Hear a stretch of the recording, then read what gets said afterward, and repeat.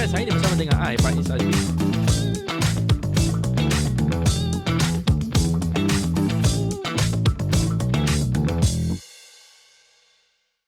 Selamat datang ke podcast Financial Faiz ya. Hari ni I ada special guest. He is a legal practitioner ya. And to be honest, kalau you guys dok scroll TikTok and you guys suka ilmu, you suka I punya channel, TikTok ni pandai tau. Dia akan connect kau benda yang you suka. Kalau you suka yang joget-joget, you tak akan jumpa I dan tak akan jumpa Encik Hafiz. Betul. Tapi kalau you suka channel I, suka mendengar I berletih tentang financial awareness, mesti akan nampak juga Encik Hafiz punya TikTok. Betul. Encik Hafiz boleh perkenalkan sikit tak? Okay, hi. Assalamualaikum warahmatullahi wabarakatuh. Nama saya Muhammad Hafiz Baharudin. I'm a legal practitioner in Malaysia, beramal di Semenanjung, Malaysia, and been doing it for 6 years dalam bidang perindasian undang-undang. Sorry ni, honored rasa dapat dijemput oleh mentor, Sifu. Tak adalah. I've been following you like what? Daripada since PKP? PKP, yes. I started PKP. out PKP because I had a very, very bad financial problem masa tu. So a lot of your video actually helped me personally lah and my wife to manage our business and our financial lah. To manage your business, Yeah. That's good. You have to understand, law firms, lawyer and law firms, they run as a business. True. So duit masuk, duit keluar tu, cash flow tu memang kena jaga jugalah. Yep. Kalau tak, macam nak bayar gaji orang, gaji sendiri. But the one thing I realised about legal business because we don't have any SSM. Actually, we don't have any SSM. We tak required pun sebenarnya nak daftar bawa SSM. Okay. So apa jadi is that whatever advice that you give me, I do take it into note, but it's not applicable lah. In legal business. Let's say untuk dapatkan grant, untuk dapatkan all this, bantuan kewangan apa semua, tak ada. For legal firm, you need to go directly to the bar counsel. So but for me, it's my own personal experience lah. I do run a business before this. But there are legal firms yang ada senarai berhad ya? Okay, actually it's not required for you to have senarai berhad, but you can go to SSM and convert your practice into enterprise. Enterprise, okay. But once you go to enterprise, it becomes more like a syarikat yang tak boleh buat apa-apa berkenaan undang-undang. More kepada macam motivasi, giving talks and everything. Okay. Cakap pasal COVID, kita jump in ya, dan juga running a company. Recently, I just nak terangkan lah. Hari Jumaat lepas, because this video is recorded on the 16th of October. So 13 Oktober, Jumaat lepas, our PMX dan juga Menteri Kewangan, same person, bentangkan bajet. And one of the things yang dibentangkan adalah, kalau tak salah, sekarang ni nak lepas daripada kebankruptan, bawah 40 dan 200,000 dan ke bawah boleh dapat pelepasan automatic. What does that mean kalau you pun? I mean, if you're following the law itself, in legal sense, the threshold untuk mana-mana individu atau mana-mana institusi kewangan untuk mulakan tindakan kebankrapan is above 100k. But I'm not sure what does PMX actually means when they put a cap of 200k. Maybe it is a pengampunan. Maybe it is a method whereby kalau kita punya hutang lebih daripada 100k, the first step would not be a bankruptcy. So let's say in a legal sense, we're talking about in legal sense, the first step will not be a bankruptcy. So let's say lah kalau you ada hutang dengan orang, let's say you ada hutang orang 100,000 lah. The first step after dia menang saman tu, notice kebankrapan tu would not be the first choice that people normally do. So what people do is normally they akan seize the asset, forfeiture, selling of properties, leburkan asset. Sama lah macam company akan wind up, leburkan asset and get the real cash flow untuk dibayar hutang-hutang tu semua. So but if you go to bankrupt, there's one uncertainty kat situ. Is that you ada ke asset lepas you bankrupt? Do you have enough liquidified asset untuk you leburkan, dapatkan duit untuk bayar segala hutang you? Would the bank be satisfied? Cakaplah macam ada satu case yang kita bawa baru-baru ni. So rumah tu dia beli like 10 to 15 years ago, but the value of the house tak berapa sangat. Even after 10-15 years, dia tak pergi begitu banyak. So bila dia kena notis kebankrapan and bank bankruptkan dia, the hutang tu yang selepas jual masih tak mampu lagi nak settlekan all the pending loans yang ada dengan bank. So what happened? Baru masuk notis kebankrapan. So the first and foremost that bank will do is sale of assets lah. Bankrupt ni would be, even for lawyers lah, kalau orang tanyakan, okay, what would be the best way to get money from people? We wouldn't say it's kebankrapan. We would say that we go for the assets. We go for any real assets yang dia ada, either harta boleh alih ataupun harta tak boleh alih. Mana yang dia ada. So that's why kalau kita pergi jumpa lawyers, a few lawyers will say this lah. Dia akan tanya dengan you sebelum you start saman is that, you sure atau tak orang you nak saman ni ada aset untuk dileburkan sekiranya you menang kes untuk laksanakan perintah tu. So kalau dia tak ada, like me, I would say that then you need to think whether or not you nak buka tak kisah sangat. Because at the end, a legal journey is an investment. You kalah ke, you menang ke, it is an investment. You have to pay. You have to pay. Macam you pergi doktor lah. You pergi doktor. Tak semestinya hari ni you pergi doktor. You keluar dari klinik, you terbaik. Sama macam legal problems juga. If you have a good case, then definitely the lawyer will say 100% you boleh menang lah. But your case sama-sama. Let's say macam ada satu case kita dapat baru-baru ni is that dia become a guarantor to a company. Back like what, 10-15 years. Masa tu company was doing okay. 10-15 years, doing business, dapat imbuhan dan sebagainya. But after COVID, company lingkup. So dia adalah guarantor to the loan. Right. So bila company, for the company his company itself, lah. yes. So, No, it's for other people's company. Other people's company as yes. Tapi ada pertalian darah lah. Right. But the problem there is that bila company tu wind up, dia ada hutang. Okay. So bila hutang tu tak dapat dilaksanakan after company wind up, they go for Guarantor lah. Okay. Sebab it's a commercial guarantor. It's not a social guarantor. Betul. Commercial guarantor would have to bear the liability until the end. Okay. So that is the to me the things that orang tak nampak sebenarnya. So what happened then to this one particular case? The guarantor ada duit ke? Okay, bila company dah wind up, that lady sekarang still kat court. Okay. Because she wants to counter bankruptcy notice tu. Dia cakap dia tak ada kena-mengena dengan transaksi syarikat tu. She was not even part of the company. She became the guarantor as per requested by pertalian darah lah. Right. Kadang-kadang kita nak cakap no. Kita cakap no pula jadi satu isu family. So dia jadi guarantor in hopes that business tu okay, which is okay lah. Until COVID lah. Until COVID. But before we go further, nak tanya lah. So this guarantor, is it a general guarantor for the whole business or is it a particular loan? For it's particular overdraft. Tengok apa yang you guarantor. Overdraft. Let's say for syarikat, macam Faiz kat dalam video cakap, ada overdraft, ada grants, ada personal loan, company loan. There's a lot of programs and also packages yang di offer oleh bank. Betul. Certain packages yang di offer oleh bank, walaupun you tak ada financial standing yang kuat, if you have a good guarantor, then they will give you. Right. With hopes that they have business lah. Of course lah, masa kita nak buat business, kita perlukan modal untuk running dan sebagainya. Especially those company yang buat export, import, they need a lot of capitals. So when they have a lot of needs untuk capitals, they venture into a lot of banks. Right. And certain banks, dia perlukan guarantor. Syarat dia mungkin 3 guarantor, 2 guarantor, ataupun guarantor of certain assets, cagaran dan sebagainya. So that overdraft tu sajalah the issue. Yes, the issue was the loan, yeah. I see. Not because of the company kena saman pun, bukan pun. It's because of the loan itself. And obviously the company pun tak survive, Yes. they went out and then hutang masih ada. Hutang masih ada. Maknanya lepas dileburkan aset-aset company tu, masih tak cukup lagi untuk bayar the balance untuk hutang-hutang tu. So then what happens to the lady now? I mean, dia tu right naik now, atas? okay, right now, tapi this is a separate issue yang I rasa very, very technical, is that dalam keadaan di mana company tu di wind up, would it be the best option to go for bankruptcy as a first option by the opponent? Let's say lah kita defendant, plaintiff selepas dia dapat order daripada court, dia nak laksanakan terus perintah tu terhadap guarantor. Would that be the first move yang kita argue is whether or not that is the prudent move untuk terus bagi guarantor untuk bankruptkan dia terus. Instead, jumpa guarantor, try to have a settlement. Out of apa? Dia panggil out of court settlement. Out of court settlement, yes. Oh, kita cabar pada legality of the bankruptcy itself. Because they straight away went for bankruptcy. Sedangkan ada beberapa lagi cara untuk dapatkan aset-aset tu. Contohnya, macam Cik Faiz cakap lah, mungkin negotiation sebulan bayar 3,000 ke, sebulan bayar 1,500 ke. There's other ways to go besides for bankruptcy. Because once you go to bankruptcy, orang ni banyak kekangan, tak boleh keluar negara, insolvency will akan galas aset-aset dia, dan there's a lot of procedures that you need to adhere to insolvency, dan perlu dapatkan kebenaran, everything become tedious, everything become hard because apa? You dah bankrupt.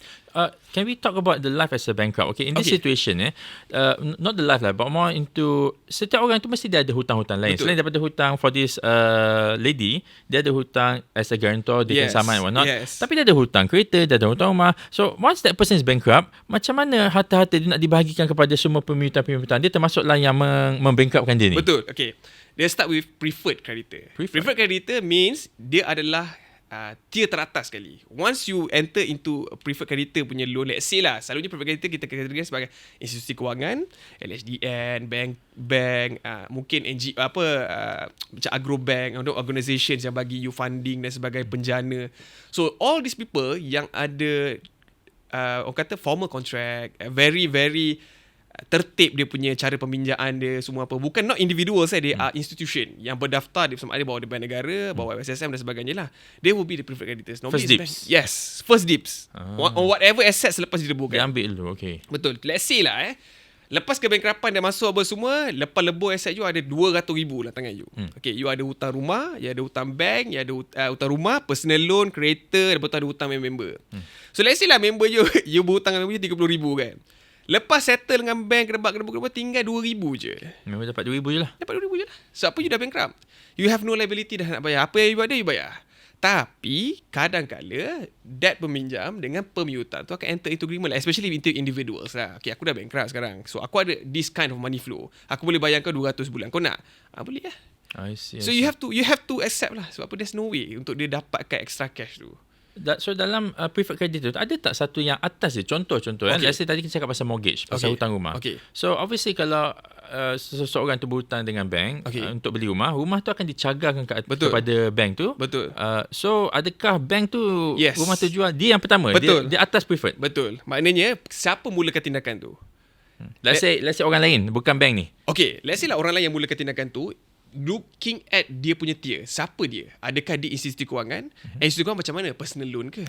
Adakah is it the company loan ke? If it's a company loan, you have to remember that company is a separate entity. It doesn't have relation to you unless there's a fraud involved. Bila ada fraud, yes, they will go for the directors. But if there's no fraud, you wind up because you cannot make money, then it won't be a personal liability for the directors. Unless you're a partnership lah, you're in a partnership, enterprise dan sebagainya lah. If you're yes. So kalau you masuk dalam sindiran berhad, it wouldn't be your problem dah, because apa, it's a company's problem. Whatever company had accounted and dia gagal untuk sempurnakan, it's their problem. So betul dia kita wind up, kita tak pergi ke directors. Talking about dia pun adalah benda-benda interesting. Contohnya macam syarikat-syarikat baru-baru ni sekarang kita dengar macam Hazan Gold lah, apa macam-macam benda lah. So di syarikat, kalau Cik Faiz bacalah dekat TikTok, Facebook apa semua, they are being sued by countless of people, thousands of people actually.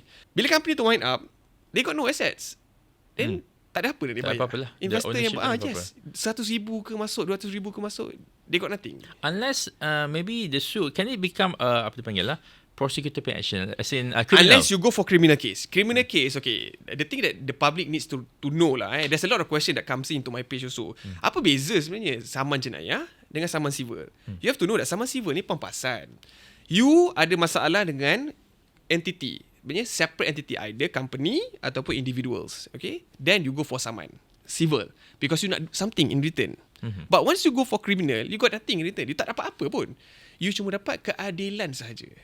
Keadilan dari segi apa? Undang-undang. Orang tu maybe masuk jail. Yes, masuk jail ke, kena saman ke, kena criminal proceeding boleh proceed dengan civil tak? Boleh. Actually dia boleh mula serentak. Let's say lah macam hari tu orang cerita pasal Abang Grab yang kena pukul tu kan. People ask, boleh ke nak start sama civil? Basically boleh. You can claim for personal injury. But the capacity untuk orang awam pergi jumpa lawyer, ambil untuk dapatkan that peluang untuk saman the defender dekat court. I see. Hafiz kenal Bono tak? Bono tak? The singer. Bono? Bono, the singer. I mean, is it the old singer ke? Yes, the old singer. Okay, Bono ha? Hafiz pernah dengar pro Bono tak? Okay, faham. I get it well lah. Benda tu pergi. Actually, macam I ada buat pro bono lah before this, but wait, before you explain, can we explain pro bono tu apa? Okay, pro bono basically lah, aku buat service tu for free lah. Basically, I do what legal service is for free. Maknanya you cannot claim for your legal service. Once, okay, this sebenarnya tertib dia. Bila kita nak buat pro bono, kita tak boleh cakap dekat media je. Oh, aku buat pro bono, tak boleh. You have to go to court and say to the court, to the judge, I'm doing this case pro bono. So judge akan record. Okay, this lawyer is doing pro bono. Pro bono means you got nothing in return. Except for your mileage lah. Mungkin you pergi naik kereta, minyak you, makan you, dia belanja apa semua. But legal service, you cannot claim. Itu yang lawyer tak nak. Sebab at one point of time, kadang-kadang, let's say lah macam kadang-kadang kita dapat pro bono case. I do pro bono cases back then lah, masa I tengah PKP. Banyak PKP lah. Masa time PKP, banyak bawa pro bono dekat Melaka dan sebagainya. I just minta mungkin minyak. Macam I pergi Melaka ke apa, I minta minyak, you bayarkan minyak, you bayarkan I punya lodging. Legal service, I tak minta apa-apa. So that is what pro bono means. Tapi kalau big firms, dia punya pro bono lain lah. Maknanya everything they provide. You datang basuh kaki je.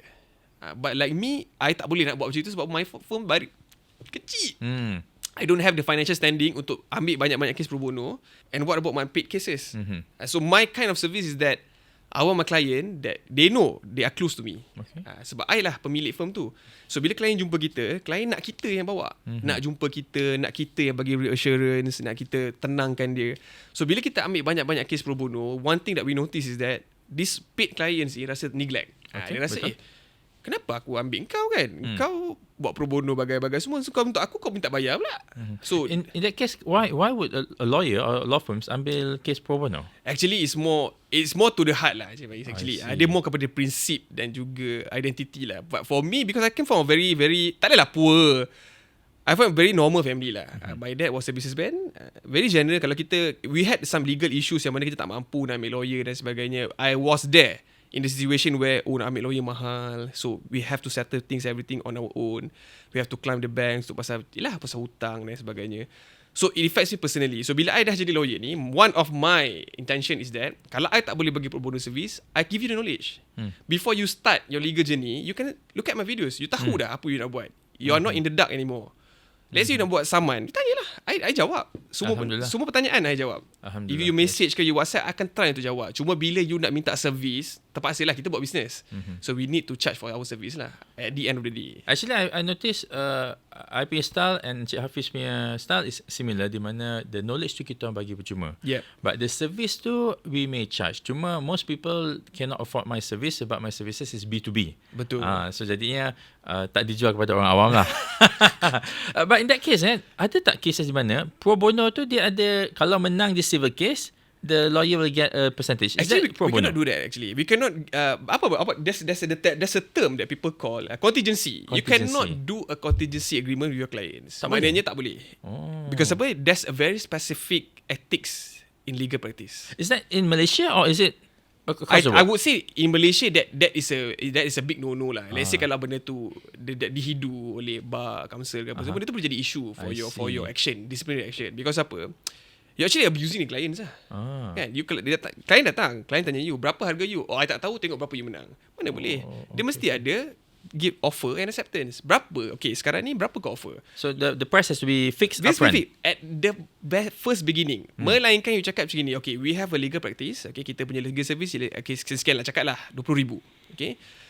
In situation whereby you menang kes ni, okay, kita perlu laksanakan perintah. And then you boleh charge separately. There's a lot of steps you can charge actually.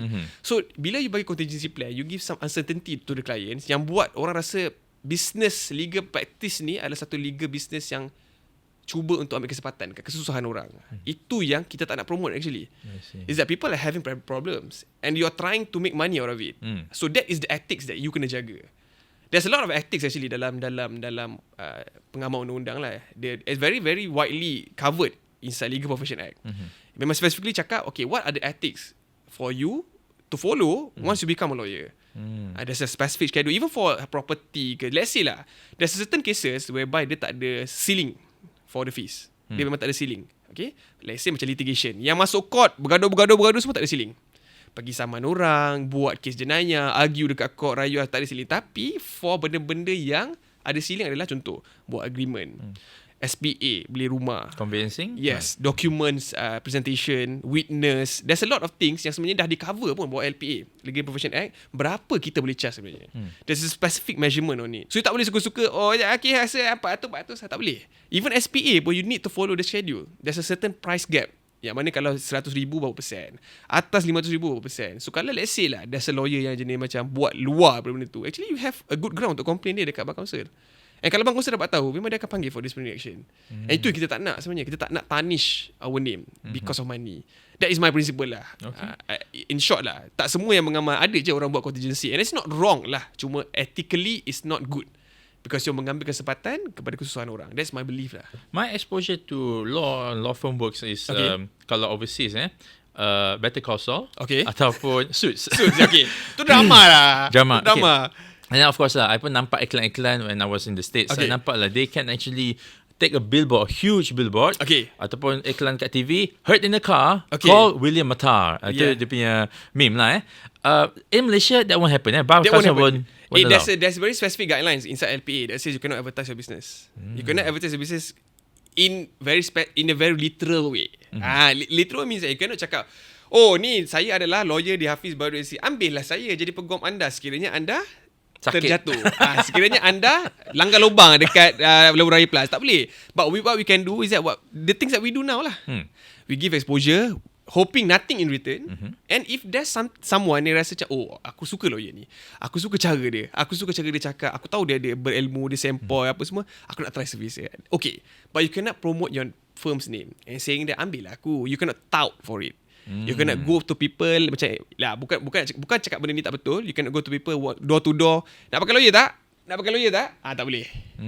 You can give awareness and hope people have reciprocity towards it, but at the end of the day, macam I cakap lah dengan all my legal field punya kawan-kawan, cakap, at the end of the day we do business. Okay, we need to do marketing.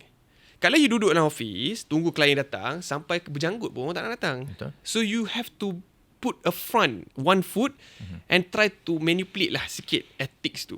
Dia tak boleh lah cakap touting tu memang tak boleh, but what you can do is that become someone known lah. Orang tahu, kenal, tengok. Betul. Ada sumber untuk dilihat. So that is what I've been doing lah. I've been doing it like what? Daripada tahun 2020 dekat Twitter. Twitter dah tak apa nak okay, then I stop kejap, I down. Macam I cakap lah dalam my previous video, I was down quite a bit masa tahun 2020 sampai 2021 sebab PKP hit yang kita memang tak ada kerja. So I stop. 2022 boys start balik sikit-sikit buat kat Facebook. PKP hit tak ada kerja, tapi waktu tu lah patutnya ramai orang That's going through bankruptcy. That's the thing. Betul. Or facing. Betul. But cash flow daripada flow orang-orang yang kena benda ni tak ada dah. Tak ada. Even though they are rich, they wouldn't spend for lawyers. I pun tak faham kenapa, but they don't want to spend for lawyers. The same reason people wouldn't spend for doctors lah. Kalau dia sakit, maybe dia nak makan obat maybe ke. Ataupun diorang okay, you talk about AKPK. During PKP, okay, AKPK was a hit. Almost every client yang I jumpa yang ada masalah kewangan akan pergi ke AKPK. Okay. Especially all those businessmen. So, dia tak boleh lawyers lah. AKPK will take over everything. I see. In United States, I mean, I'm just saying like in the US, the lawyers will be suing KKPK for using the government fund, public funds, and makan DP business in America. Would you agree? I would agree because to me AKPK in its sense dia offer free help. You cannot fight free. You tak boleh nak fight dengan benda yang free. Apa yang you boleh fight is that you can give them knowledge on what actually AKPK is doing. AKPK is consolidating your hutang and charging you in one account for it and everything. In which I rasa bagus lah. And after a while adalah sedikit kontroversi buat AKPK dan sebagainya. That is when people comes to me lah. Dia tanya saya pendapat apa semua. But one thing interesting masa time PKP, I did a lot of free advice to workers actually for employment rights. Untuk yang kena terminate, kena retrench, kena VSS, kena immediate notice to You mean terminated tapi tanpa sebab yang kukuh. So they want to fight them. Nak fight susah sebab sebenarnya PKP jahat tau. Okay, this is exposure. I tak PKP, tahu masa PKP that 2 years there's a lot of practice within Senang Berhad lah ke atas. Dia buat macam ni. Okay, kau boleh kerja, your choice, kau boleh kerja, tapi for first sampai 6 months, gaji kau potong 50%. Okay, kau nak berhenti, kau berhenti lah. But I'm not going to fire you. I'm not going to give you VSS. But this is the company's policy. But are they allowed? I mean, I guess they're not allowed to do that. 50% is quite a bit, isn't it? Yes. So macam mana sekarang ni? Contract employment says, berapa gaji you?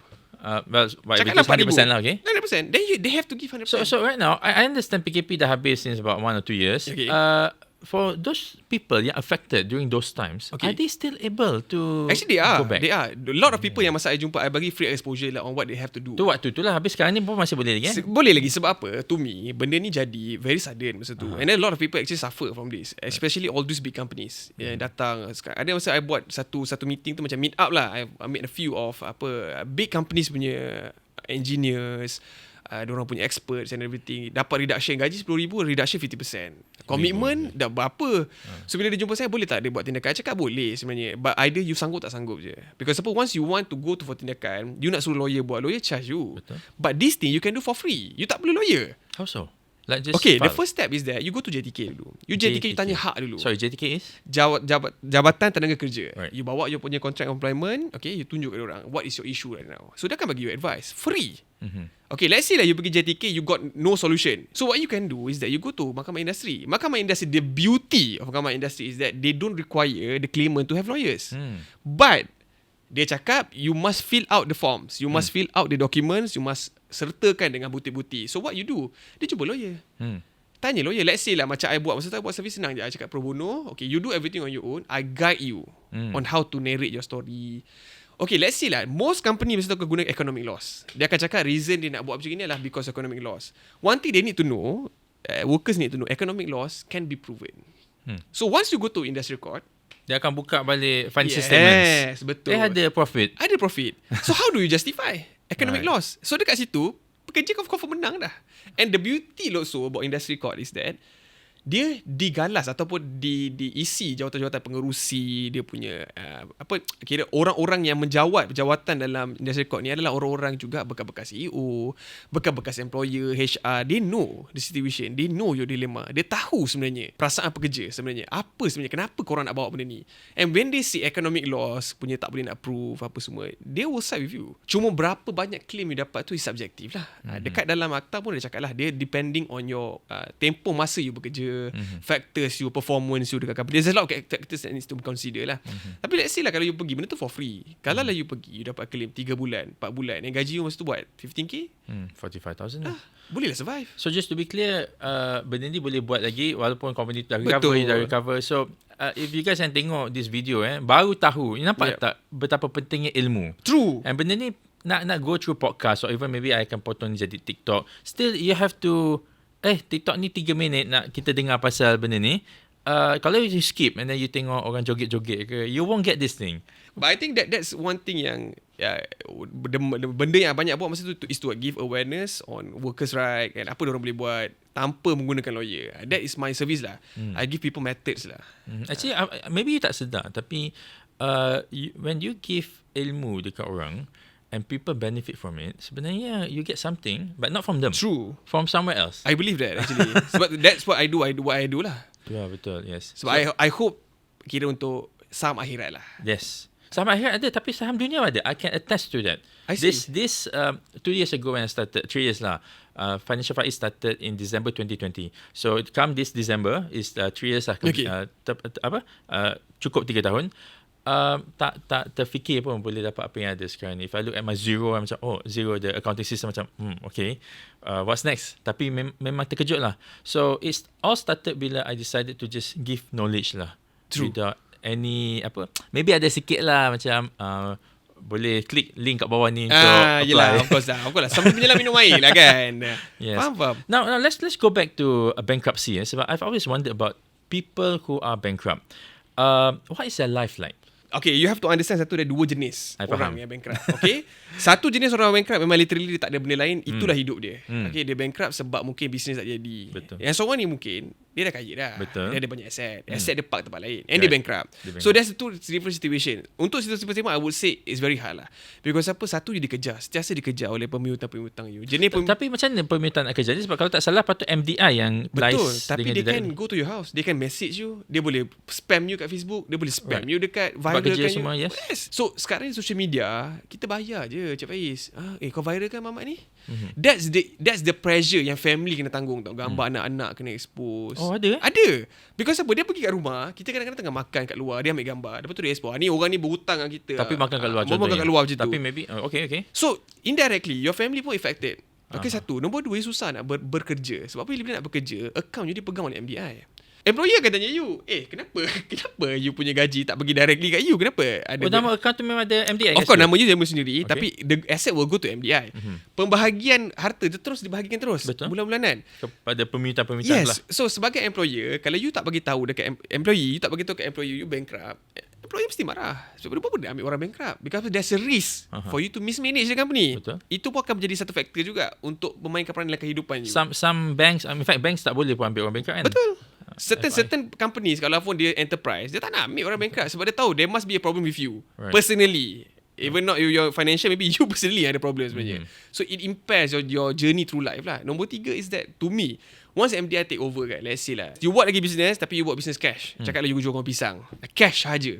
Okay, MDI still akan demand you. Mula-mula you nak kena bayar.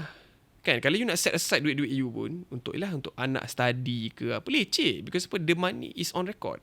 Takkan you nak simpan cash banyak-banyak. At one point of time, you mesti akan buka bank juga. Ada yang jenis cerdik ataupun jenis yang orang kata licik sikit, masuk kat akaun bini. kan, masuk kat kau anak kan. Boleh, tapi berapa lama you boleh jalan business cash?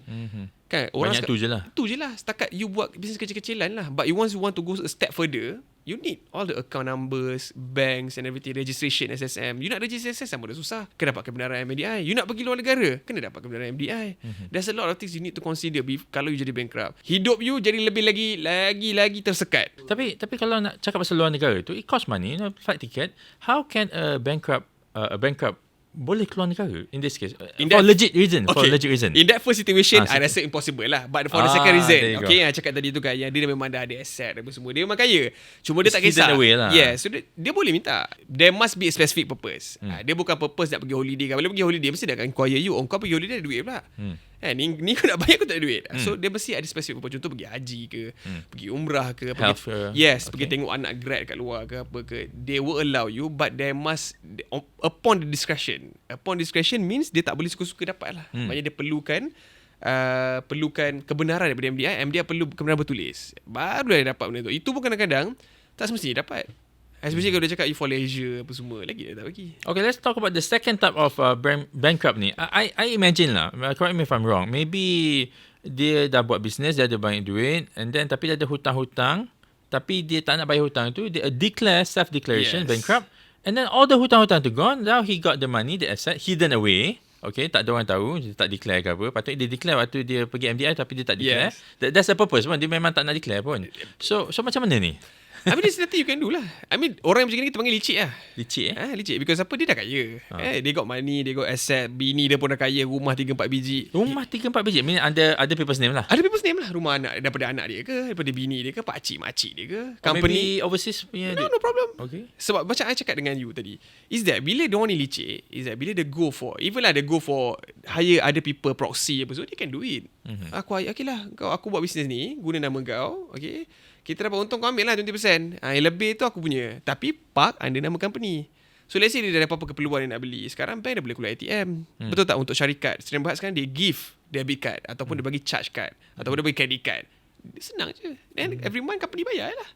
Tapi orang yang licik ni dia pandai. Because apa, dia bukan sengaja, dia cuma nak kumpul dulu dengan cara lain asset tu, and then bam, bayar sekali terus. Mungkin dekat bankruptcy. That's how they do it lah. So bila dia dah bayar, hidup jadi normal balik lah. Let's say you menang jackpot, tiba-tiba nak 1 million, you bayar, keluar lah. You menang jackpot. You menang jackpot. Contohnya lah kan. Mana tahu kan. So it doesn't mean that you bankrupt, hidup you berakhir. Rezeki tu datang daripada berbagai arah. So kalau bukan sebab you punya duit, mungkin bini you kaya tiba-tiba, buat bisnes kaya, ada duit nak bayarkan, tiba-tiba kan. Mana tahu kan, jadi famous influencer, dapat review dapat 2-3 juta. Bayar. Tapi in my opinion bankruptcy law ni is good in my opinion. Okay. Sebab I know some countries dia tak ada bankruptcy law. If you hutang orang tu, you hutang sampai mati. Maknanya they can even jail you and the authorities won't do anything. Is that right? I'm not sure how it is outside, but bankruptcy is quite famous guys. Macam lah, Rantau Asia is, I think, is famous lah. Singapore is doing it.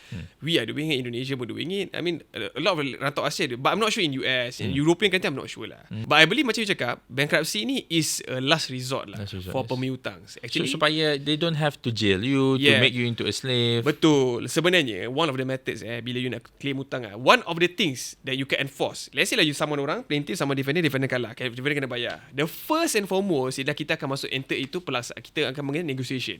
Okay, bila kita dah dapat perintah, kita laksanakan perintah tu. Sama ada untuk jual aset dia, untuk seize aset dia, untuk garnish dia dan berbagai cara. Oh, garnish pun boleh masuk boleh. Perintah After perintah dah dapat. Tapi selalunya apa yang orang akan buat? Oh wait, garnish tu kena explain sikit. Okay, garnish ni is basically kita nak tahulah apa aset dia ada. Kita nak inquire all the things about them on the assets and apa kita boleh claim against the assets. Tapi garnish ni just surface je lah. Dia nak tahu apa asset, documents and everything. Apa kalau potong gaji? Potong gaji tu antara you lah. Kalau you dengan your plaintiff and defendant boleh agree on that, then you put in. But that can be done automatically. That can be done. Okay, after you dah kena sama, you kalah sama tu kan, court bagi you chance actually to discuss dengan defendant how you nak bayar benda ni. So normally kita sebagai lawyer, kalau kita, if I act for defendant, I akan cakap dengan defendant, you already lost the case. Okay, sekarang you kena bayar like what? 50k. Kau pergi jumpa dengan plaintiff ni, cakap dengan dia, aku ada berapa-berapa budget setiap bulan, aku boleh bayar kat kau. Kau terima ke tak terima? So nanti court akan panggil. Okay, court akan panggil you kalau dia laksanakan perintah tu untuk term loan, dia akan cakap court cakap berapa kemampuan you nak bayar. You pun cakap sekarang tuan Yang Arif, saya ni gaji 2,000 sebulan. Saya tak ada duit nak bayar. Yang saya mampu bayar cuma 300. You bagilah your bank statement, gaji, slip gaji dan sebagainya. So mahkamah akan tengok, berdasarkan apa yang defender cakap ni, betul lah dia memang ada masalah kewangan. So why not kita bagi 2,000 sebulan ataupun 1,000 sebulan. Tolak pada gaji tu. So dia akan masuk satu perintah baru mengatakan bahawa defendant perlu membayar plaintiff amount ni setiap bulan selama berapa tahun, sampai sekian tahun. Dah habis lah. So let's say you default, mahkamah dah tolong ni, dah suruh you bayar murah ni, cakaplah 500 hingga 1,000, tapi you default lagi. Then defender boleh laksanakan lagi perintah ada untuk bankruptkan you, untuk seize asset you. There's a few ways lah untuk kita bankrupt, untuk kita claim kita punya hutang-hutang daripada individu. So itu yang selalu I nak elakkan from my client cakap, kita tak nak sampai dia seize asset kita, kacau kita punya kehidupan. Kalau you boleh enter into an agreement dengan bank apa untuk settle benda tu, in a very bank tak boleh lah, selalunya individu dengan individu atau company dengan company. Bank dia very specific. Dia punya method dia is either dia bankruptkan you ataupun dia lelong je harta you. Tapi kalau dia lelong harta pun kadang-kadang masih ada hutang lagi. Kalau dia ada hutang balance tu, dia kena bayar jugalah. Cakap pasal bank dan lelong in the personal finance space, kita akan come across news people yang beli 10 property, dia buat multi submission, dia haraplah 10 property ni from the same developer. Lepas property siap, dia nak jual. So instead of buying one property yang dia layak, dia beli 10. So dia over leverage lah. Tapi COVID happen lah. So now dia nak bayar dah tak boleh, nak sewakan pun tak boleh, nak cover semua installment dia. Dia di-bankruptkan selepas bank saman dia sebab tak dapat bayar. Lelong pun masih ada hutang sampai sejuta lah. Kalau dah satu property loss 100,000, 10 dah sejuta. How can a person pay back 1 million? In my opinion, tak boleh. That's where MDI comes in. MDI akan setkan you berapa you kena bayar, berapa. But for how long? Sampai habis. Sampai you settle the hutang. Let's say lah kalau you tak boleh nak bayar dalam masa you hidup kan, then you meninggal dengan bankrupt lah. Kira you meninggal dengan keadaan bankrupt, tapi once you meninggal, benda tu dissolve lah. Dia tak akan pergi kat waris. Dia tak akan pergi waris. Yes. Cuma bagi I, that is very rare circumstances and it happens only within the reach lah. Selalunya orang-orang kaya yang over budget dia punya ability. Macam COVID dia tu, I got clients jugalah yang macam gitu.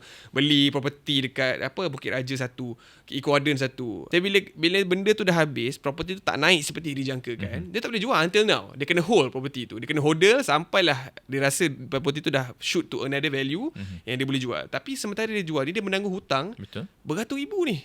So dia cakap apa dia nak buat? Dia cakap there's no choice. You commit yourself to the loan. Kan? You sign the agreement whereby masa sebelum you sign tu, bank tu dah cakap dah, no matter what happen, until the sky falls down to the earth, you still kena bayar. So before you buat your decision, you kaya ke, you miskin ke, you fikir dulu. So bila once bank dah jalan, bank is an institution. Bila dia masuk court tak perlu nak risau. Dia tahu dokumen bank ni cantik, very teratur, saman dia ada panel berlambak-lambak, lawyers. Dia mahkamah tak perlu dengar bicara pun. You nak lawan apa? You dah memang default. Apa lagi you nak cakap? And dalam agreement dah cakap dah, 2 bulan default, bank dah boleh mulakan proses saman. Ataupun bank dah boleh keluarkan notis untuk persitaan dan sebagainya. So kalau dah ada lah agreement, then what more can you do? You got no weapons to bring into court. Apa yang you boleh buat ni cakap je lah. Itu orang panggil afterthought lah.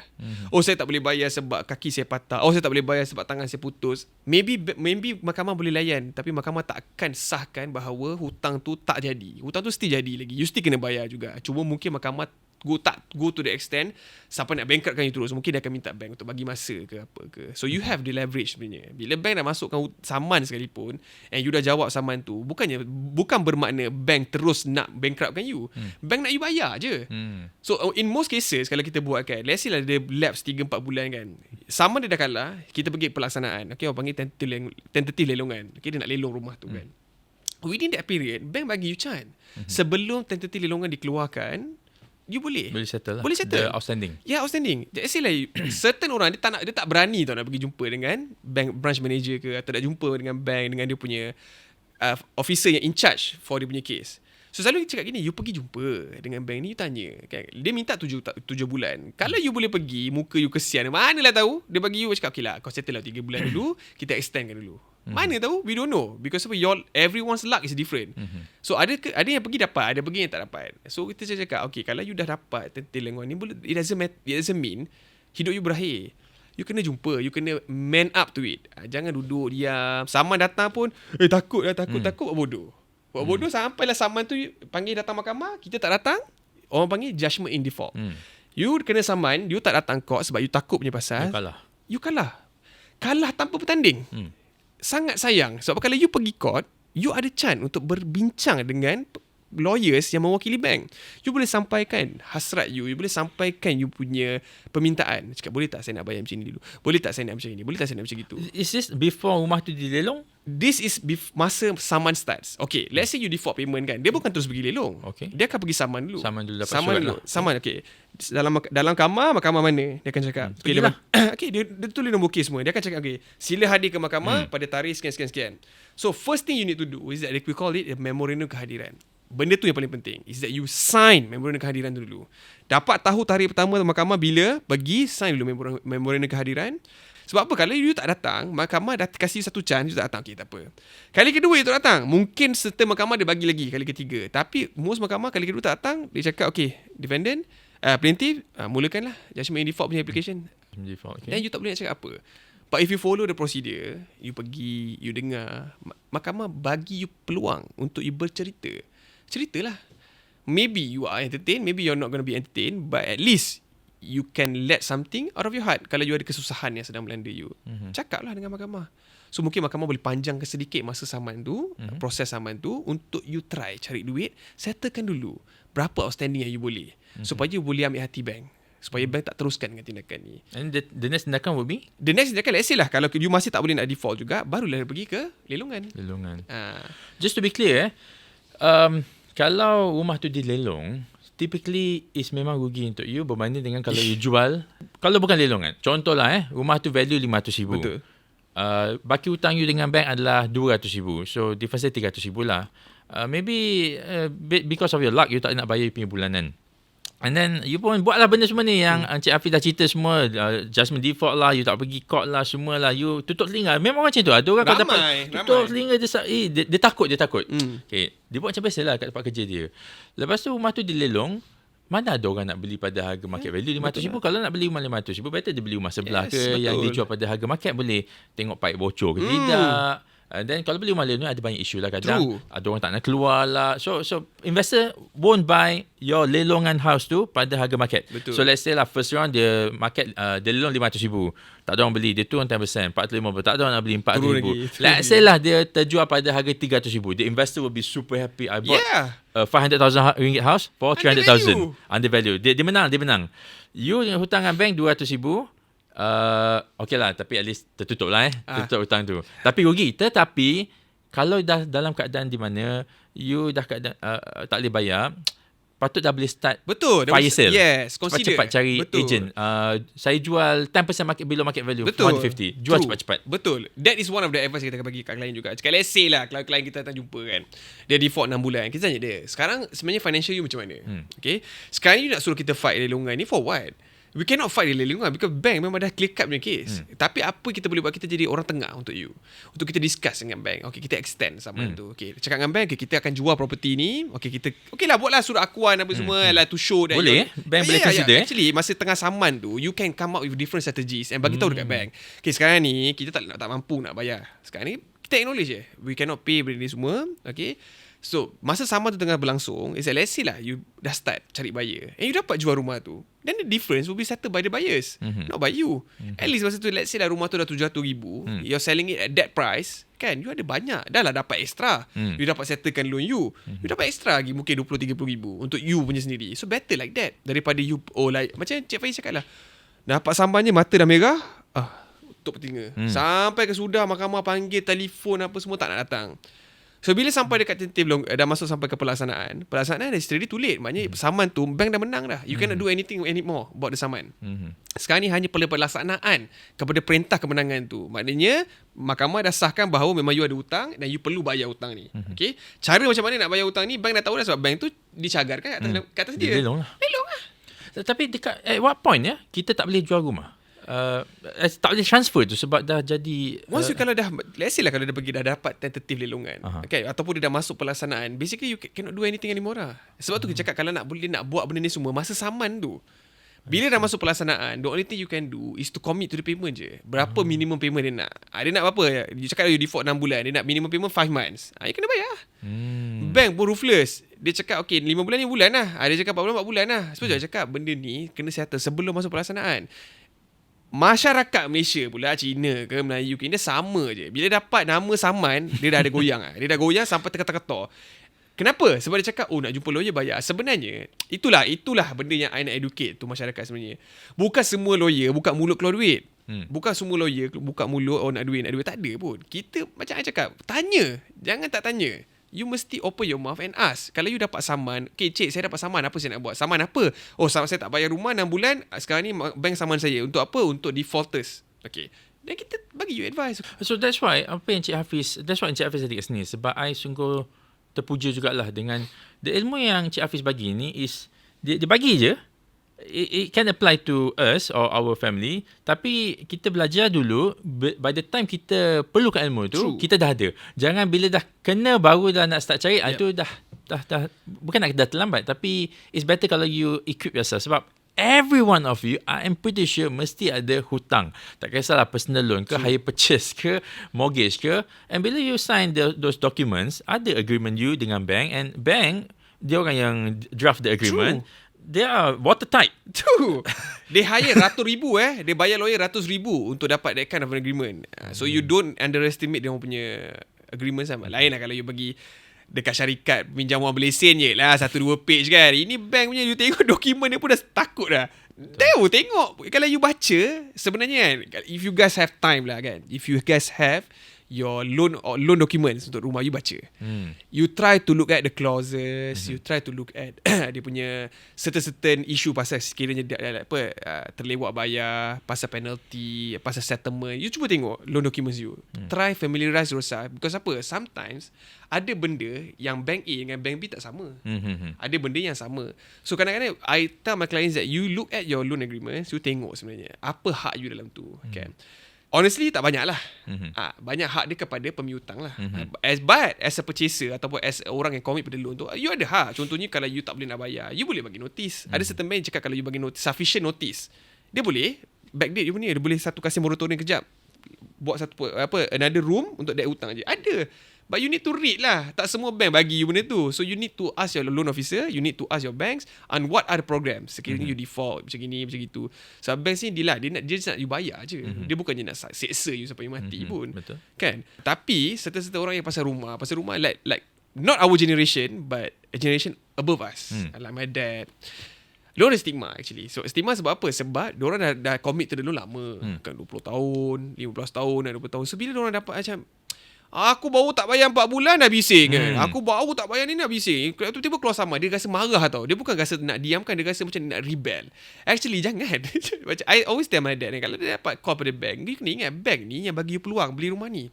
You kena appreciate benda tu satu. Nombor 2 is that itu adalah tanggungjawab you. Dalam Islam pun dah cakap dah, whatever hutang you ada, you kena settle. Betul. Kan? Cuma kena bijak lah. Contohnya ada insurance for that ni, MLTT, MLTR dan sebagainya. You need to know lah. Kan? Kalau you, macam I cakap dengan my dad selalu, jangan mati tinggalkan hutang. Betul. Settlekan hutang you dulu. Kalau you boleh ambil MLTT, you mampu bayar yearly for that, buat lah. So tak adalah susahkan anak. Kan rumah makin lama makin mahal. Interest makin lama makin tinggi. OPR makin lama makin naik.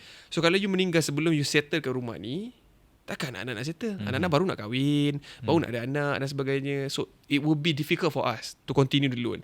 And dia banyak jadi orang-orang kita is that bila orang tu bapak dia meninggal, dia menyambung pula hutang tu kepada waris-waris. Sebab second generation loan. Benda tu pula jadi burden kepada anak-anak. Sampailah anak-anak pun kena tu, kena ni. So dia jadi macam dilema.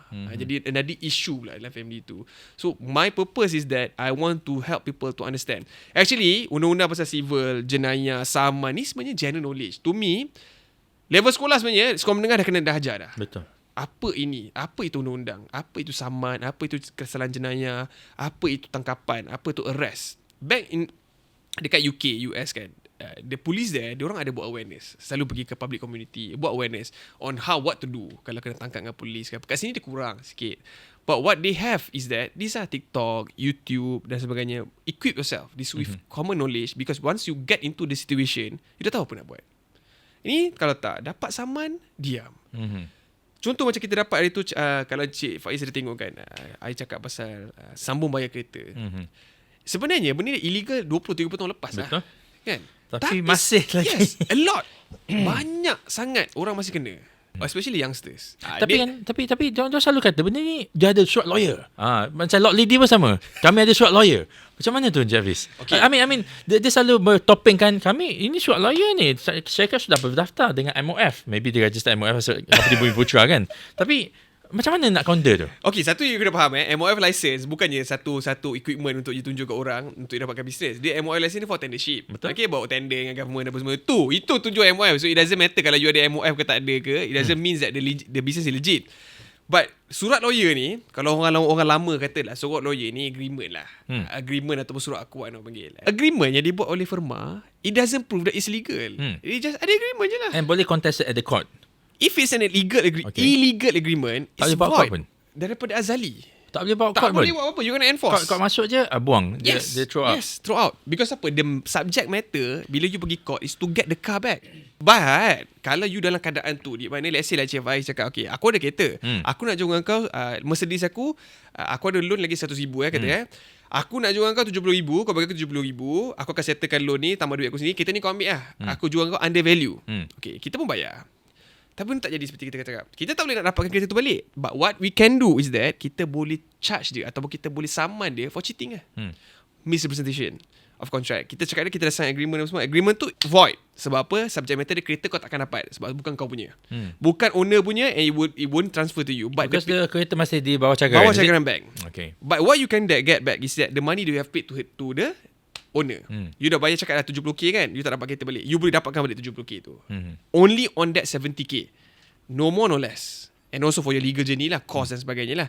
But that also tedious. You dah habis 70,000, you nak ke bayar lagi lawyer 15,000? Nak pergi claim datang ni semua. Kalau you ada duit, you boleh lah. Kalau you tak ada duit, and then is it a guaranteed win? It's a guaranteed win because apa? It's through fraud. It's a transaction through fraud. The contract itself to get the car It's a fraud. Is fraud and it's void. Okay. But the fact that you have given money to the defendant, to defendant, the court will ask the defendant to restore everything back to original position. That is called restoration. The order for restoration, maknanya you restore balik. I see. Dia tak boleh enforce the judgment ataupun tak boleh minta judgment untuk pindahkan kereta tu pada dia. Tapi kalau I jadi client tu, selalunya cakap gini lah, better for them to just convert je lah nama tu. Buat apa? Nak go saman balik apa semua, kita jumpa, kita come with settlement. My way of doing civil cases is that I will go through settlement dulu sebelum pergi saman. Dia macam Harvey Specter lah. Never go to court. Never to go to court kalau boleh. Sebab it's tedious, penat. Dia bukannya makan masa sebulan 2 tau. Dia berbulan-bulan. 6 bulan, 8 bulan, setahun. So our recent case pun kita start tahun 2021 tak habis sampai sekarang. Klien dia tak faham. Dia ingatkan, oh aku saman, patutnya aku boleh menang apa. Ni case ni straightforward apa. Memang lah. Tapi court ada proses. Court ada masa dia. Court ada dia punya cara dia. So kita memang dah argue pasal kes kau, tapi court still abide by dia punya proses. Kalau dia cakap 3 bulan lah. Kalau dia cakap sebulan lah. Lawyer pun cakap banyak-banyak pun court takkan layan pun. Sebab court dah ada time frame dia. Bila dia settlekan benda-benda macam ni. Cakap pasal time frame, kenapa ada some cases selalunya yang high profile lah. Tak semestinya yang defendant dia tu high profile. Could be di-accelerate kan. Ataupun ada kes-kes yang viral, dia pukul orang tu. Pukul, minggu ni dah masuk jail. Kenapa ada yang cepat, ada yang lambat? Okay, if we're talking about criminal sense, okay, I would say that kita cakap pasal first step lah. First step we call it plea of guilt. Plea of guilt maknanya kau mengaku bersalah lah. Let's say macam kes abang rider tu kan, yang kena pukul tu. Dia mengaku bersalah. Dia masuk court hari pertama. Dia dituduh bahawa Seksyen 323 dan juga mencederakan a few cases lah. Dia terus mengaku. So dia dapat penjara terus 2 bulan, lepas tu dapat denda dan sebagainya. So it's very very efficient. Sebab apa? Pengakuan bersalah ni court dah tak ada nak apa dah. There's nothing more to do. You dah mengaku, I bagi hukum je. But things will be dragged. Let's say for drug cases. Drug cases, walaupun case tu straightforward, they need to wait for pathology report. They need to wait for chemist report. So benda tu kadang-kadang makan masa 1 hingga 3 bulan, 3 hingga 6 bulan. Untuk tunggu benda tu, kadang-kadang lawyer perlu datang 5 kali baru dapat dia report. Ataupun kadang 2 kali dia dapat report tu. So dia punya pengakuan tu selepas tu. So this we call plea of guilt. Dia cepat, tak sampai 6 bulan. But once you say I don't plead guilty, saya tak mengaku bersalah, and I will fight the case, itu dia can drag. Sebab apa? You have to know dekat Malaysia magistrate court we are talking about the smallest level. criminal jurisdiction lah, especially kat Shah Alam section 5. Satu hari lebih kurang dalam 20 kes. Old cases plus about 10 case, new cases every day. So ada 30 cases yang hakim tu kena layan per court. So untuk settle satu case for perbicaraan, the court mesti lapangkan masa untuk fit perbicaraan. Perbicaraan sekali jalan bukannya sejam. Sekali jalan, let's say one witness is 4 hours. Satu hari dia mungkin boleh buat dua witness je. So untuk dapatkan 8 orang saksi ataupun 7 orang saksi, dia memerlukan masa yang banyak. So dia akan bagi in the span of 1 to 2 months.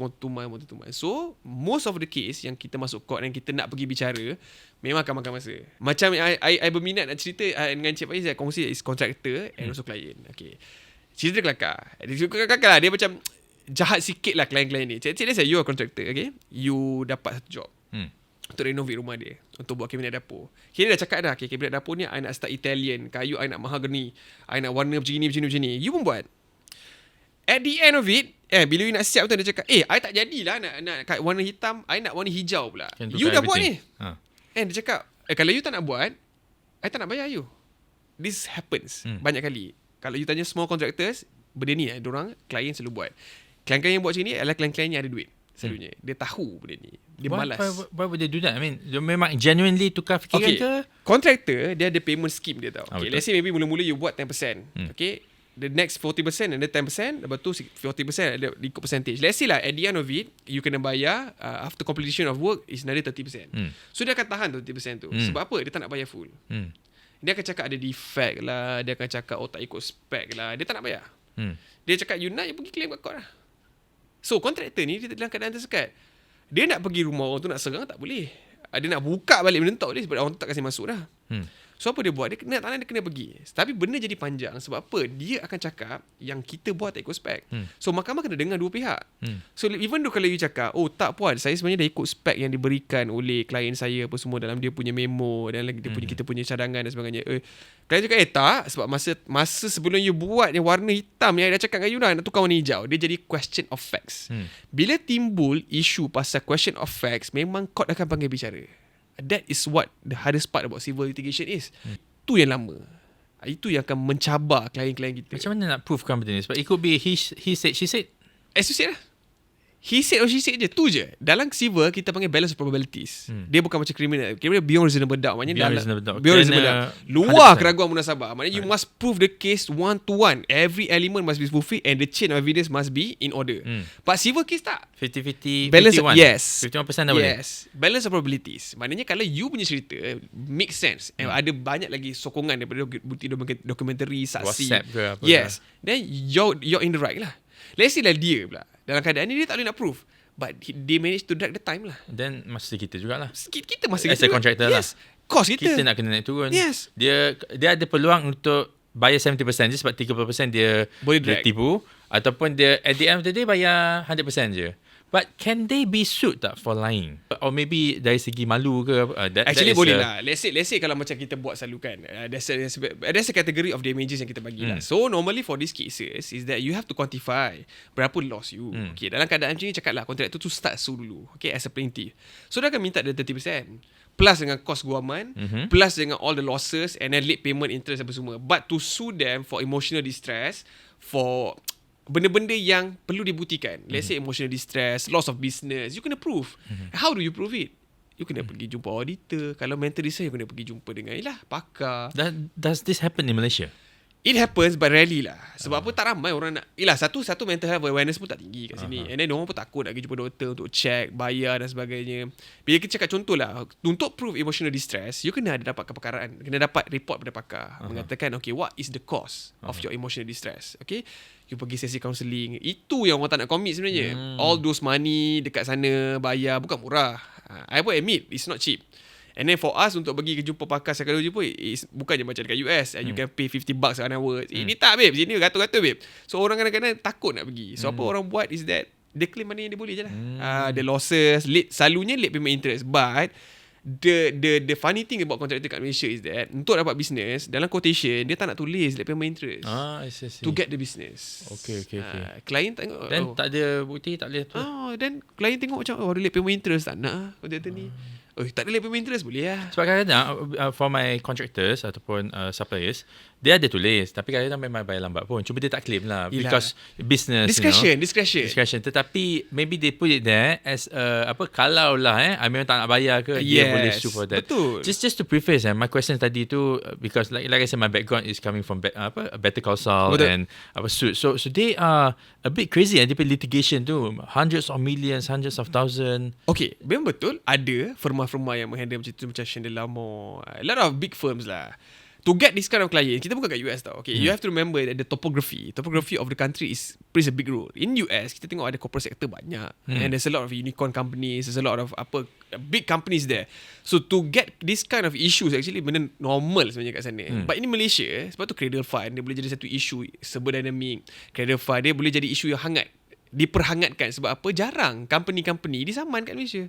Sama juga macam individu-individu in high profile. Dekat Malaysia jarang orang individu yang high profile ni disaman ataupun dituduh jenayah. So bila ada, benda tu disensasikan. In which to me benda tu tak patut lah. Sebab apa? Bila kes tu tengah ongoing, only the judge, only the prosecution ataupun the defendant and also the plaintiff je yang tahu apa yang jadi. So kalau you nampak, macam you cakap lah dalam suits, I mean Better Call Saul is more real than suit, I would say, because Better Call Saul is about life itself, the journey on how he became, from a scammer jadi lawyer scammer, lepas tu jadi humble balik. So I can relate to that because in Better Call Saul dia macam ada a certain truth in it. Is that, let's say lah, ni I tak cakap semua, this is my opinion lah. To lawyers kat tadi, kalau dengar jangan marah lah. Kalau you nak jadi criminal lawyer kan, you berkawan dengan orang baik ke you berkawan dengan orang jahat? Orang jahat lah berarti. So would it shape your life? Of would. course lah. It definitely. It would shape your life actually. So are you willing to commit to that? Macam I tak ready. I tak ready to spend my time pergi bar, lepak dengan klien. Bukan semua orang boleh buat macam tu. But if you want to become rich in legal business, you need to become a hub lah. Maknanya you buat corporate litigation, you buat banking litigation, you dapatkan bulk files, and to become rich in legal business is not easy lah. To me, experience plays a big role, and so the numbers of your firm punya usia sebenarnya. The berusia firm you, lagi tinggi usia firm you, lagi senang untuk you dapat business. Sebab apa?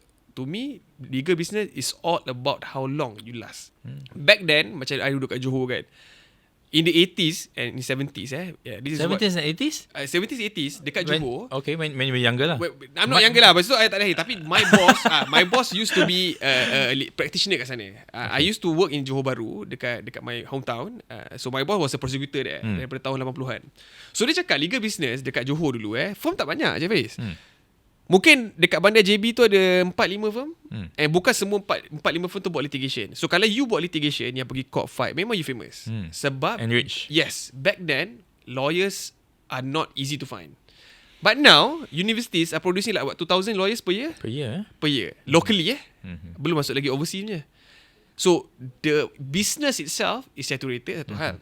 Satu lagi, the needs for lawyers bukannya banyak pun. Kita bukan macam doktor. Orang tak sakit. Orang sakit hari-hari, tapi orang tak ada legal problem hari-hari. So among our friends pun, kalau you duduk dekat rumah kan, you cuba fikir balik. Dalam banyak-banyak kawan-kawan ada kan, berapa ramai yang ada legal business, ada legal problem sebenarnya? Tak ramai sangat. Tak ramai sangat pun. Which is where I want to go kejap lagi. You guys know that I'm financial advisor, so I talk about finance, personal finance, personal responsibility. To be frank lah, if you live a good life, you jaga betul-betul you punya financial health, sebenarnya knowledge yang Encik Hafiz share ni, you still have to know, but you don't have to practice it. Sebab my joke is, I hope I don't see lawyers lah. That's true. Sebab kalau boleh aku tak jumpa lawyer. Sebab if I have to see a lawyer, something is happening lah. True. Tapi you have to know lah, just in case lah. Sebab kita berhutang. Tetapi ada orang kat luar sana, ramai dia ambil hutang, dia tahu bila nak bayar. In fact, kalau kena bayar 7 hari bulan tu, 1 hari bulan gaji masuk, dia dah bayar lah. So why is his legal problem that is going to come to him? Dia tak cari masalah lah. On the other hand, ada yang dah ambil hutang, memang liat nak bayar. Bila surat datang, dia pun liat nak baca. Then that is on the other spectrum. So the first line of defense is ourselves. True. We learn about finance, personal finance and responsibility to our own. Bukan nak kata responsibility to the banks. Yelah, memang kita ambil hutang dengan bank, tapi the responsibility to pay is us, on our own. Tapi in the event, kalau lah kena contohnya saman ke, because our negligence ke, at the workplace ke, then adalah background information, bolehlah jumpa lawyer dan jangan takutlah. Selalunya orang yang jumpa lawyer ni for business, they have pretty much they have this one in order. Okay. Tapi dia jumpa the lawyer, I pun jumpa lawyer jugalah for my patents. You know, I jumpa yeah. lawyer untuk patent, untuk I punya apa, dia panggil apa, trademark, yeah. those kind of things. Itu je lawyer yang jumpa. Untuk beli rumah, convincing. Convincing. Tapi, Business agreements. There you go, exactly. I mean, employment. for business owners, this is what I've been doing juga sebenarnya to business owner. Because business owner kat Malaysia ni is not, tak semuanya celik sebenarnya. Sebab a lot of business owners, they got skill to do business, but they don't have skills to manage the business. Betul. Nak buat duit boleh, tapi nak manage duit pun ada issue juga. Let's say lah, you are the employees. You are the employee, dia cakap lah, mungkin seorang you tak rasa lah. You tak perlu nak jaga sangat employees tu. Tapi bila you dah ada 5, 8, 10 employees kan, you tak ada contract employment. Ataupun contract employment you tu basic sangat. Ataupun you ambil buat mana-mana, you tukar. Yes. Tapi tak tahu implication you menukar tu. Betul. So you kena ingat, sebenarnya kalau you ambil daripada Google ke apa ke, dia tak cover all your rights. Dia cover basic rights je lah. Contohnya, ada seorang situation di mana pekerja ni, dia cakap masa dia kerja tu, bos dia bagi the laptop, iMac. Bos dia cakap, aku tak bagi, aku suruh kau pakai, tak kerja. Tapi dalam contract employment tak ada cakap. There's nothing in receipt cakap benda tu dibagi ataupun dipinjamkan. Pekerja tu cakap, dia diberi. Pekerja lain pun cakap, benda tu diberi kepada dia orang. Sebagai, tak tahulah sebagai bonus ke apa ke, is because of the commitment that they give to the company. Okay, after a years of service lah. So bos tak buat hati, dia cakap, tak, ini bukan aku bagi engkau, ni bukannya harga 2-3 ribu, ni harga 8-6 ribu, 8-7 ribu punya harga. So takkan aku nak bagi engkau. Dia cakap, tak, this is my right, because aku kerja dengan kau, this is what you promised me, and I want it, and I ambil. So bila dia makan tu, dalam contract employment tak cover. Okay, dalam termination notice pun tak ada cakap. Semua tak ada cakap. Kena pulang balik ke so apa. benda tu jadi isu tau. Bila employee pergi kat polis tak nak layan. Boleh cakap apa? It's a civil issue. It's a civil issue. Because apa? Kau tak ada cakap benda ni dia tak boleh bawa keluar. And kau tak ada indicator pun mengatakan MacBook tu kau punya. Kat mana? So they don't manage betul-betul. Tapi kalau dalam contract appointment dia cakap, so dia tahu dah every employees dia ada different agreement on the things that you give to the employees. Everything, every year kalau you ada bagi increment ke apa ke, you must be reflected in the contract. And this is where business owner selalu lupa, selalu tak nak jaga, is because contract employment adalah kebajikan sebenarnya. Dia bukanlah benda yang kau perlu buat. Sebab kalau kau tak ada employment contract, they will go to the Employment Act balik. Tapi a very basic punya contract lah. Kalau contract of employment tu bercanggah dengan Employment Act, boleh ke? Dia tak boleh supersede. Tak boleh supersede. Okay, bercanggah tak apa. Let's say lah kalau you cakap annually dalam employment cakap 7 hari. Kan, dia boleh bagi. Tapi you nak bagi 30 hari. It doesn't matter pun. Cuma jangan supersede dari segi benda-benda yang negatif. Benda positif tak apa. Contoh kalau annual leave patut ada 11 hari rasanya. Cakap 11 hari. Kita bagi 5, tak boleh? Lah. You dah langgar. You supersede dia punya akta. You tak boleh supersede dia akta. So let's say kalau you cakap macam tu kan, pekerja tak berani nak bawa pergi court apa semua. Tapi kalau pekerja yang dah mati kutu and dia bawa benda ni, dia boleh jadi isu untuk company. Satu company kena inquiry. Contoh you tak bayar EPF. You cakap, aku buat apa aku nak bayar EPF? Kau bukannya kerja permanent. Sebenarnya EPF dah cakap dah, kau kerja permanent ke, kau kerja part-time ke, you have to pay. So bila you tak bayar, you dah breach. Tapi kalau basically business owner yang agak jahat, licik sikit ni, dia akan play around people's ignorance. Budak tu maybe setakat dapat gaji dah happy. True. EPF masuk tak masuk. In fact, ada people dia suka tak potong EPF sebab 1,500 potong EPF dapat 1,300. Lebih baik tak payah potong. Tapi dia lupa 1,500 tu on top of that ada employer punya contribution. Which quite a lot. Go back to personal finance responsibility to yourself. That's why kita bertemu. Cuma one last thing Hafiz, nak tanya cakap pasal contract semua-semua ni kan. Ada satu case ni, maybe case ni dah ada judgement pun, so I think I boleh sebut lah, nasi kukus tonggik. Okay, so the situation is the franchisees punya agreement dengan the franchisor is rendered null and invalid because the court says it was designed as a licensing contract. True. Tapi it acts like a franchise contract, which is tak boleh sebab nak jadi franchise ada banyak. Yes. In the end, betul. Now it was rendered null and valid. Now they move on to the next one. So is that one example of a contract? I'm pretty sure that contract, that licensing contract, tu is drafted by a competent lawyer. Okay. Tetapi benda ni pun boleh di-challenge. Actually, it is the term lah. One thing you have to know that franchisee and licensees is different. Franchisee dia di cover bawah akta franchise. It's legit. Maksudnya you kena dapatkan CJ, dapatkan kebenaran dan sebagainya. Dia di govern bawah satu akta yang airtight. But licensing tak. Licensing, you ada brand. Suka hati aku lah aku nak buat terma apa. Yes. Aku nak cakap kau bayar roti 50%. 50% lah. Franchise tak boleh. You have a specific set of royalty, berapa you boleh minta, berapa keuntungan you boleh ambil. There's a very specific set. But licensing, sebab tu orang suka buat licensing, small business. Dia suka buat licensing sebab apa? Sebab dia tak perlu daftar. Dia boleh buat kontrak. Siapa nak guna nama aku? Okay, sign kontrak ni. Okay, apa kandungan dalam kontrak? Used to, I was also a franchisee. I did a business back in masa I study 2013. I buat Sangkaya. So dalam masa tu dia masih lagi licensing. Tapi bonus untuk licensing is that you got the condition direct from the owners, daripada founders. So you boleh cater for every licensees. Apa you nak cakap, kedai kat mana, ukuran macam mana, dia punya specific sets, you boleh cater custom. Alright. Kenapa mungkin I tak follow kes Nasi Tonggek tu, tapi I rasa the fact that dia try to enforce the agreement as a franchise agreement would be wrong, because apa? Nasi Tonggek tak daftar sebagai pemilik franchise. Dia tak ada requirements yang sepatutnya dia tak ada. So there will be a licensing agreement. So licensing agreement will be enforced B2B lah. A to Z Sdn Bhd lawan Nasi Tonggek Sdn Bhd. Dia company to company. Dia bukan lagi antara franchise to one franchise to another franchise. Kalau you nak buka franchise, is that you perlu ada company juga, but the franchise is operated by the franchisor. You cuma run saja. But licensing tak. Licensing you kena ada company. You wajib ada company, baru you boleh run dia punya business. You tak boleh as a individual datang, aku nak buka kedai kau, boleh tak? Tak boleh, sebab apa? You nak dapatkan lesen, permit perniagaan, dia perlu kat SSM. Franchisee pula, dia tak perlu. Everything franchisor buat. A to Z kau datang masuk kaki je. Masuk, jual. Invest lah, kena bayar lah. I bagi you money, you buka outlet, you cari pekerja. Macam MACD lah. MACD, dia buat macam tu. You give me money, I find you the place, I find you the location, you run. I cari pekerja apa semua, you run. There's no hurdles untuk orang yang invest kat dia. Orang tu tahu, pergi training 6 bulan ataupun 1 tahun, lepas tu kau boleh run dah. So, berbeza dengan licensing. Licensing ni dia more kepada macam kampung style lah. Aku tak mampu nak daftar franchise, licensing lah. Tapi itulah ya, walaupun the agreement between the licensee and licensor is valid, tetapi at the court of law, kalau dia rasa benda tu bercanggah, the agreement will be rendered null and invalid. Okay, macam saya cakap dengan you, dia tengok terma. Apa perhubungan you dengan orang yang memberi kontrak ni?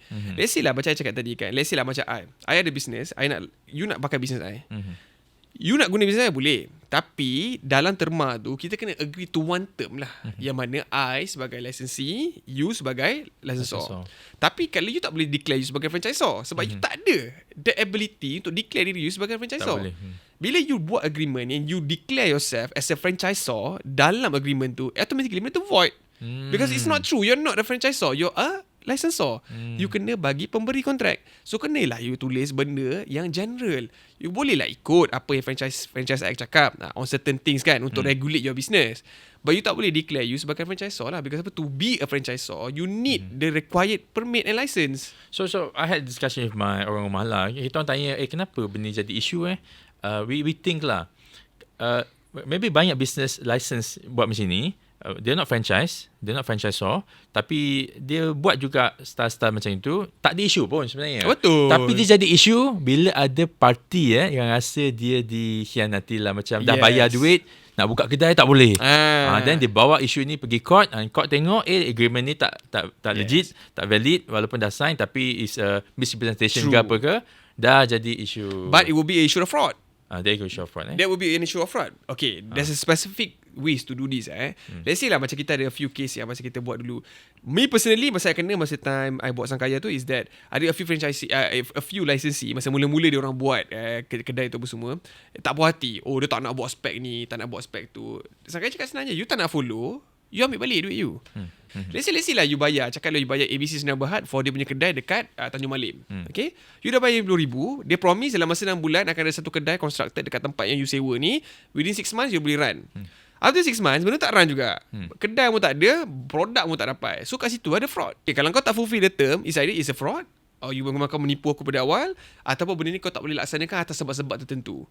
Okay, let's say you want to enforce that. Macam saya cakap tadi lah, sama juga dengan sambung bayar kereta, it will be to restore back sahaja. You dah bayar berapa, benda tak jadi macam you nak kan? Okay, restore back. Restore back to the original position. Okay, you ambil you punya, I ambil I punya. I understand the franchise itself pun memang jenuh lah.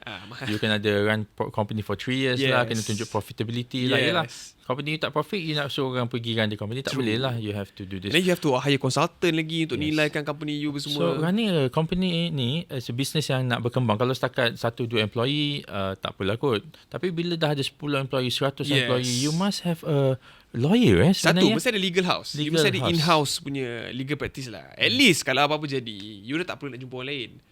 You jumpa lawyer, you tanya. Macam saya cakap lah, siapa yang berkawan dengan I, memang I personally kawan I tak kisah. Tanya lah.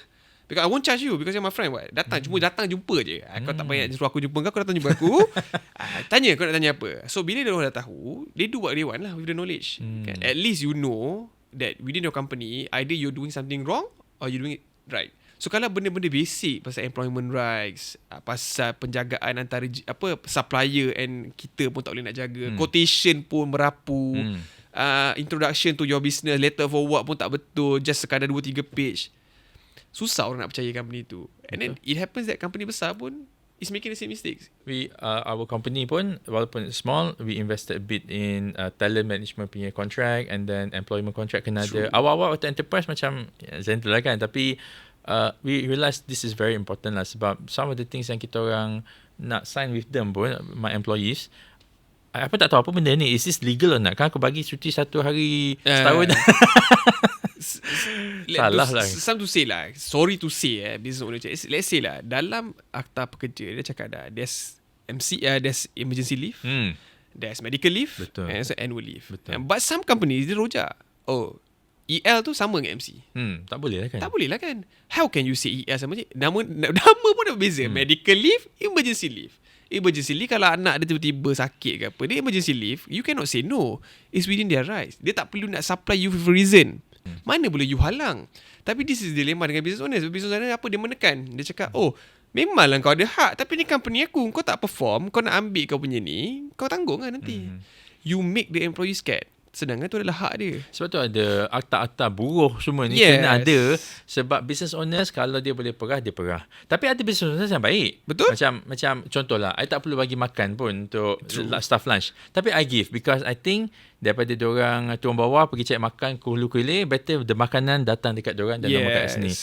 Tapi still a business decision supaya diorang boleh rehat dan be a bit more fokus waktu buat kerja lepas lunch. Untuk business juga apa boleh tax deductible. Exactly, tax deductible. Yes, of course. Yeah. So sometimes to my client, I cakap dia, sometimes you need to have a bigger mindset and bigger viewpoint. You tahu cakap lah you tahu business. You tak tahu, you don't know about tax law. Apa benda you boleh tolak, apa benda you tak boleh tolak. All these things apa you buat untuk pekerja you is deductibles.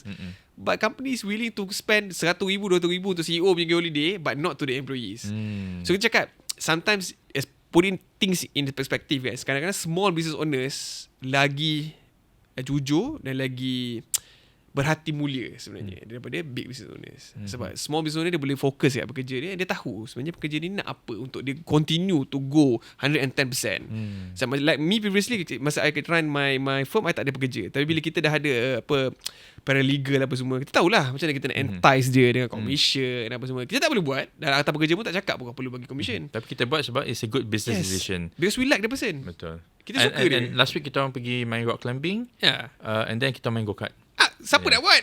Kalau big companies tak ada, babe. Semua companies dia ada macam tu. Big companies selalu dia makan dinner, tapi budak-budak tu setakat makan. Setakat makan je lah. Because I look at my workforce is very young. I mean, I'm the oldest here, like, and by a large margin.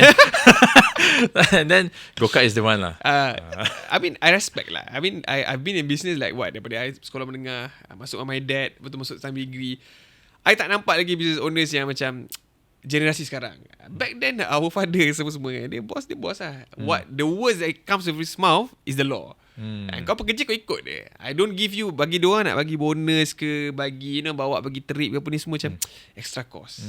But nowadays there's a lot of good bosses, right? Like especially youngsters lah, bawah below 50 sekarang ni, generasi sekarang rasa macam lebih relax. Dia tahu sebenarnya to get good workers now very hard. Betul. Susah dapat pekerja yang jujur, bertanggungjawab, amanah. And it's not just about the money. You bagi je duit dia banyak-banyak, tapi you layan dia teruk, ataupun you don't go above and beyond lah sikit, and they will probably go somewhere else lah. Apa tu Cik Faiz sekarang? Orang senang je. Tak boleh kerja. Grab. Yes. Tak boleh kerja influencer. Yes. Kalau ada rupa sikit jadi influencer. Yes. Ada capacity sikit mungkin jadi gamers ke, live stream ke apa. They got a lot of options. Betul. So what can you do untuk dapatkan pekerja? Like my dad, ada restoran kan. Dia cari tukang bancuh air tu je Bais. 3 bulan tak berjumpa. Tapi dia cari lokal lah. Dia memang tak boleh, dia tak nak outsource to foreigners. So dia nak cari lokal. Tak jumpa. Even though dengan tawaran gaji 2,500 sebulan. Buat air tau. Buat air kedai warung. Bukannya kedai Starbucks ke apa. 2,500 kerja 8 jam. Okay apa. Tapi orang tak nak. Because apa, they got other options. They can gain more. Buat Grab, buat Foodpanda. Dia tahu dia tu. So nowadays workforce pun susah dapat. Especially good workforce. Yang kita kena count on ni lah, foreigners lah. Indonesians. Cakap pasal yang air tu kan, I think the kids now are very smart. Dari segi they know their career projection. So kalau bancuh air, takkan nak bancuh air sampai umur 40. Betul. So whatever that I give them, I keep on telling them upgrade yourself, just in case lah. Let's say kalau diorang nak keluar pun, they won't be left without any knowledge. True. So in fact, I bagilah semua all the latest tools and then dia belajar. So kalau lah dia nak keluar, I tak halang, tapi I want them to have a development of skills dalam bidang dia dan yang boleh dipakai selepas inilah. Yalah, true lah. I appreciate. Macam previously I dengan my ex firm lah kan. Rather than buat case apa semua, dia ajar juga kita buat PR apa semua. It's added value lah kan. Dia ada contact, kita jumpa contact dia. You know, we don't meet the datuk easily. So bila dengan contact dia, kita jumpa datuk, and then jumpa all these high rank officials, VIPs. So kita tahu cara nak pembawakan. Sebelum ni tak tahu kan pembawakan kita patut kalau jumpa orang ni macam mana. So when we go, all these small things actually help us to build our career in the next 5 to 10 years to me, because I come from a situation whereby I have to learn everything on my own. Daripada jadi lawyer sampailah sekarang, semua I do on my own. I buat sendiri, belajar sendiri. So I don't got mentors ke apa, tak ada. So mostly I experiment, do or die. So bila kita dah tahu benda tu, we know that kalau kita ada orang yang mengharapkan kita nak kerja dengan kita, selain daripada bagi gaji, kita kena bagi dia added value lah. Kalau kau tak jadi lawyer, apa lagi kau boleh buat? Kalau kau tak jadi graphic designer, apa lagi kau boleh buat in this world and age? They have to take initiative. True. Even on financial, macam your video I admire macam you cakap pasal cara-cara nak beli rumah. What can you do from now untuk create your credit punya score in order for you to buy house in the next 5 years. Betul. Semua jawapan memang ada kat luar sana. Tak semesti daripada my platform saja, tak semesti dekat Encik Hafiz punya platform. It's everywhere. It's really up to us kita nak belajar atau tidak. Okay, dekat situlah kita akan hentikan atau endkan kita punya podcast ni. Dah cukup lama ni sebenarnya. Boleh lari Encik Hafiz punya TikTok. Boleh boleh. Apa dia punya handle? Abang Lawyer Hafiz Baharudin. Ataupun you boleh search Hafiz Baharudin je lah, mesti keluar punya. Dekat TikTok ada? Dekat TikTok ada. Actually I kat TikTok dengan Insta je actually. TikTok Insta Insta tu you berfashion ni apa tunjuk? Tak ada lah. Memang the same video I post kat TikTok, I post kat Insta. Post lah. That's smart. That is smart. I ada team untuk buat benda tu. You should have one too. Ataupun suruhlah satu editor tolong buatkan. Tapi nanti berkembang lah. For you untuk buat benda as a marketing sama lah. Main pun buat marketing juga. Kita pun buat marketing. Kita pun ada service yang sama. True. Thank you very much Encik Hafiz. Thank you so much for coming. I'm honoured. Okay, lama dah admire. Hari ni dapat, alhamdulillah, rezeki.